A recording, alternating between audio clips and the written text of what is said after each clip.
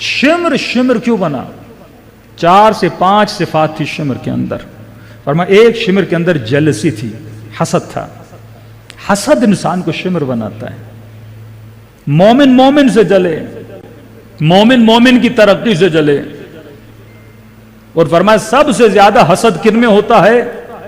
حکمرانوں میں، صاحبان منصب میں، مالداروں میں، خواتین میں، اور آخر میں ہم مولویوں میں. حسد بہت ہوتا ہے. ہمارے استاد اخلاق تھے، ہم نے کہا کیسے پتا چلے ہمارے اندر حسد ہے؟ کہا جہاں 2 مولوی پڑھتے ہیں نا، اگر مولوی کوئی اچھی مجلس پڑھ کے جائے تو تمہیں خوشی ہوتی ہے یا حسد ہوتا ہے؟ اگر حسد ہو اس کا مطلب ابھی تم نے اپنے وجود کو پاک نہیں کیا. مومن مومن کی ترقی سے کیا ہوتا ہے؟ خوش ہوتا ہے. لیکن اگر کوئی اچھی گاڑی خریدے، اچھا گھر بنائے، میرے اندر جیلسی پیدا ہو تو میں شمر پہ لعنت کر تو رہا ہوں لیکن اپنے اندر ایک شمر پال بھی رہا ہوں. یہ وہ تھا کہ وہ شمر اپنے عروج پہ پہنچ چکا تھا. میرا شمر شاید بہت چھوٹا ہو کہ وہی سرطان، وہی کینسر کا ٹیومر ہے جو بائی ٹائم کیا ہوتا ہے؟ بڑا ہوتا ہے اور میرے ایمان کو کیا کرتا ہے؟ تباہ و برباد کر دیتا ہے. ایک تو جیلس تھا. کہ وہ کیسے؟ کہ یہ ابن سعد سے بڑا جلتا تھا کہ اسے بڑا مقام نہ مل جائے. اسے قوالہ دیا گیا کہ جاؤ حسین کو قتل کرو لشکر یزید میں، اور ایک حکومت ملے گی. کہ انہوں نے پہلے پلاننگ کر رہے تھے امام حسین کو کیسے روکا جائے. تو ابن سعد نے کہا کہ ہم راستہ روکتے ہیں اور حسین ابن علی کو یمن کی طرف بھیج دیتے ہیں. شمر نے کہا نہیں، یمن کیوں؟ کہ یمن جائیں گے، پہاڑی علاقہ ہے، وہاں پہ ساری فوج کو اکٹھا کریں گے، پھر مولا حسین سے مقابلہ کرنا بہت مشکل ہو جائے گا. ہم کربلا میں لا کے یہیں پہ امام حسین کو کیا کریں گے؟ قتل کریں گے. اپنے نمبر بنانے کے لیے اس نے ایسے مشورے دیے کہ کربلا کا واقعہ اس طرح سے رونما ہوا، کیونکہ یہ جیلس تھا، کیونکہ اس کے اندر صفت حسد تھی. دوسری صفت جو بدترین صفت تھی، اس کے اندر حب مال تھا. یہ مال پرست تھا. کہ میں نے اس دن چھٹے امام کی حدیث فرمائی کہ مولا فرماتے کچھ ہمارے شیعہ ایسے ہیں، چھٹے امام فرماتے ہیں میں جعفر صادق مشتاق ہوں کہ ان کا دیدار ہو مجھے، میں ان کی محفل میں بیٹھوں. مولا وہ کون ہے؟ کہ جن کے سامنے دنیا کی دولت مچھر کے پر کے برابر بھی نہیں ہے. یعنی ہو نہ ہو ان کے اوپر کوئی فرق نہیں پڑتا. یہ اپنے ڈیسیژن میں مال کو مد نظر نہیں رکھتے، یہ اپنی آخرت کو مد نظر رکھتے ہیں، کیونکہ مال آنے جانے والی چیز ہے. تیسری چیز جو شمر میں تھی اور اس بدبخت میں تھی، فرمایا یہ قوم پرست تھا. قوم پرستی انسان کو شیطان بنا دیتی ہے کہ میں خود کو افضل سمجھوں اپنی قوم کی وجہ سے، کہ میں سید ہوں اسی لیے میں افضل ہوں، ہاں میں پٹھان ہوں اسی لیے میں افضل ہوں، میں ہزارہ ہوں اسی لیے میں افضل ہوں. قرآن کہتا ہے ان اکرمکم عند اللہ اتقاکم. یہ تمہارا رنگ، یہ قبیلے، یہ نسلیں، یہ چہرے، یہ قد، یہ سب کچھ اللہ نے بنایا ہے. اور خدا جو بناتا ہے اچھا بناتا ہے. افضلیت قد میں، رنگ میں، قبیلے میں نہیں ہے. افضلیت یہ ہے کہ کون کتنی اللہ کی اطاعت کرتا ہے، کس کی وجود میں کتنا خوف پروردگار عالم ہے. اور قوم پرستی کی بنیاد پہ اس نے حضرت عباس کو خط لکھا تھا.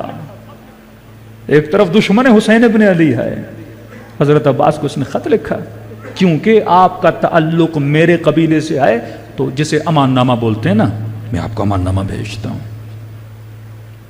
کہتے ہیں حضرت عباس کو اتنا جلال آیا تھا کہ تو کیا سمجھتا ہے کہ عباس بھی تیری طرح قوم پرست ہے. بھائیوں کو بٹھایا تھا حضرت عباس میں، سب سے وعدہ لیا تھا، فرمایا جب تک ہم زندہ ہیں حسین تک کسی کی انگلی بھی نہیں اٹھنی چاہیے. ہم کنیز زادے ہیں، یہ فاطمہ زہرا کا لال ہے. اور جس معاشرے میں قوم پرستی کو بڑھایا جائے ملک قومیں تباہ ہو جاتی ہیں. بنگلہ دیش کیوں بنا؟ قوم پرستی کی بنیاد پہ. یہ قتل و غارت، کراچی میں بم دھماکہ ہوا، خاتون نے خود کو اڑا دیا، پڑھی لکھی خاتون، professor, P H D holder, شوہر ڈاکٹر، لیکن کیونکہ قوم پرستی انسان کو کیا بنا دیتی ہے؟ جاہل بنا دیتی. اسی طرح فرقہ پرستی، مذہب پرستی، کیونکہ میں شیعہ ہوں تو میں سب سے افضل ہوں، کیونکہ میں سنی ہوں میں سب سے افضل ہوں، کیونکہ میں فلاں پیر و مرشد کا ماننے والا ہوں میرا پیر سب سے افضل ہے. تنظیم پرستی، شخصیت پرستی، لیڈر پرستی، یہ انسان کو تباہ و برباد کر دیتی ہے. اگر کسی پر ہمارا ایمان کامل ہے وہ 14 کا نور ہے، جن کے وجود میں ذرہ برابر غلطی کا امکان نہیں ہے۔ باقی دنیا میں جتنے وجود ہیں یہ وجود غلطی کر سکتے ہیں۔ تو جہاں یہ صفت انسان کے وجود میں آ جائے، اور جن جن نوجوانوں کو قوم پرست بنایا گیا وہ سارے کمیونسٹ بن گئے۔ تو قوم پرست پھر خدا پرست نہیں بن سکتا، قوم پرست پھر امام علی کا ماننے والا نہیں ہو سکتا، قوم پرست پھر اللہ کے حقوق کو ادا نہیں کر سکتا، پھر اس میں نسلی اختلاف پیدا ہوتا ہے اور دنیا کے دشمن بن جاتے ہیں۔ اہل بیت کی زندگی کو دیکھیں، اگر قوم پرستی بنیاد ہوتی تو اہل بیت کے جتنے امام تھے وہ ساری شادیاں سیدوں سے کرتے۔ مولا علی کی شادی جناب فاطمہ سے ہوئی، ایک نسل چلنی تھی۔ مولا حسن و حسین کی شادی ایرانی نسلی جناب بی بی شہربانو سے ہوئی۔ چوتھے امام کی شادی کہتے ہیں مختلف روایات ہیں، اختلاف ہے، اس علاقے سے جس خطے میں ہم رہتے ہیں اس خطے سے شادی ہوئی۔ امام محمد، کئی اماموں نے کنیزوں سے شادیاں کی ہیں، یعنی وہ عورتیں جن کو خریدا گیا بعد میں آزاد کر کے اہل بیت نے شادی کی۔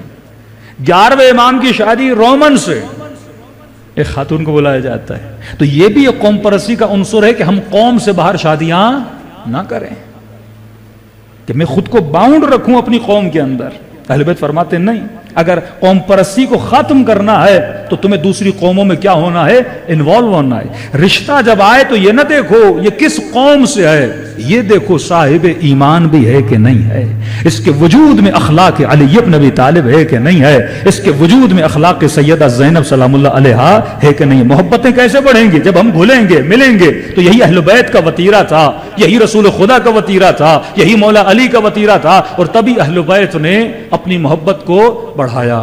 آج ایرانی کہتے ہیں نا فخر سے کہ امام حسین کی مثلا زوجہ بی بی شہربانو کون تھی؟ یہ قوم کا ایک اثر تو پڑتا ہے نا، آدمی کے اندر کیا پیدا ہوتا ہے؟ کھچاؤ پیدا ہوتا ہے۔ بھئی فلاں قوم کا شخص ہمارا داماد ہے، کھچاؤ پیدا ہوتا ہے، محبتیں پیدا ہوتی ہیں، اور اٹھنا بیٹھنا ہوتا ہے۔ اس سے مختلف ثقافتیں ملتی ہیں، آپس میں اٹھنا بیٹھنا ملتا ہے، اور آپس میں محبتیں گھل جاتی ہیں۔ اور علی والوں کے لیے اگر محبت اور رشتے کا معیار ہے وہ ولایت علی ابن ابی طالب ہے۔ صلوات پڑھے محمد و آل محمد۔